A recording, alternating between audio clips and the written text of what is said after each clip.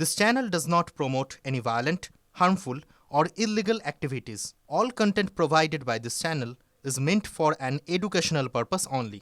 আজকে ভোটার তালিকায় নাম তোলা এবং বাদ দেওয়া দুটোরই শেষ দিন।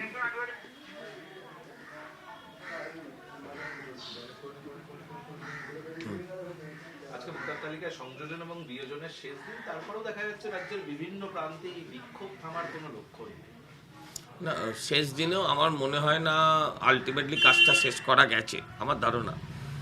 কারণ যেভাবে শাসক দলের পক্ষ থেকে অসহযোগিতা চলছে, যেভাবে হামলা চলছে, যেভাবে কথায় কথায় শুনানি বন্ধ করে দেওয়া চলছে, তার ফলে আলটিমেটলি সঠিকভাবে শুনানিও করা গেছে।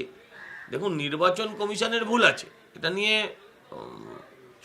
কোনো বক্তব্য নেই, কিন্তু তাই বলে যেভাবে হুলিগানিজম চললো, ভ্যান্ডালিজম চললো সারা পশ্চিমবঙ্গ জুড়ে, তাতে আমার মনে হয় না যে সঠিকভাবে নাম বাদ দেওয়া বা নাম তোলা এই কোনো কাজটাই সম্পন্ন হয়েছে। এবং আমি এটাও মনে করি ডেট এক্সটেন্ড করেও লাভ হবে না, কারণ এটা চলতেই থাকবে। ডেট এক্সটেন্ড করতে হলে আগে রাষ্ট্রপতি শাসন করে তারপর ডেট এক্সটেন্ড করুন, এদেরকে রেখে হবে না। দেখুন, আমি আপনাকে না অবশ্যই সমস্যা, অবশ্যই প্রতিনিয়ত যদি সিদ্ধান্ত বদল হয় তাতে মানুষের সমস্যা বাড়ে, বিএলওদের সমস্যা বাড়লে জানবেন মানুষের সমস্যাও বাড়বে। কিন্তু এটাও মাথায় রাখতে হবে যে আপনি এমন একটা দেশের করছেন যেখানে পপুলেশন 140 কোটি। 140 কোটি মানুষ চীনের মতন একটা ভাষায় কথা বলেন না, হ্যাঁ, কয়েক হাজার ভাষায় কথা বলেন, হ্যাঁ, কয়েকশো ধর্মের মানুষ বসবাস করে। তো এই এত বড় ইনক্লুসিভনেসের জায়গায় কিছু কিছু এরর হতে পারে।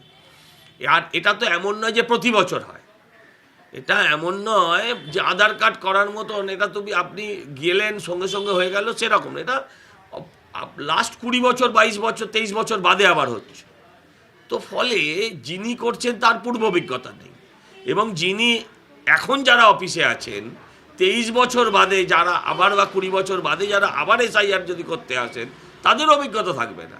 তো এখানে একটা জিনিসের কিছু ট্রায়াল অ্যান্ড এরর হতে পারে, ট্রায়াল অ্যান্ড এরর হতে পারে বা হচ্ছে, এটাকে মেনেও নিতে হবে।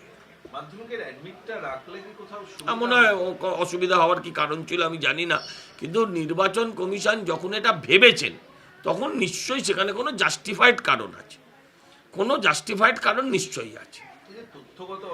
এই ধরুন মাধ্যমিকের অ্যাডমিট কার্ড যদি মমতা ব্যানার্জির দেখেন, তাহলে তো আপনি সেই অনুযায়ী আপনি কখনোই এসআইআর করতে পারবেন না। না, উনি একসাথে MA, BA, LLB, MBBSটা করেননি না? আচ্ছা, তাহলে MBBSটা বাদ, এগুলো তো একসাথে উনি করেছিলেন। আপনি কোন অ্যাডমিট কার্ডের বলে সেটাকে করবেন বলুন?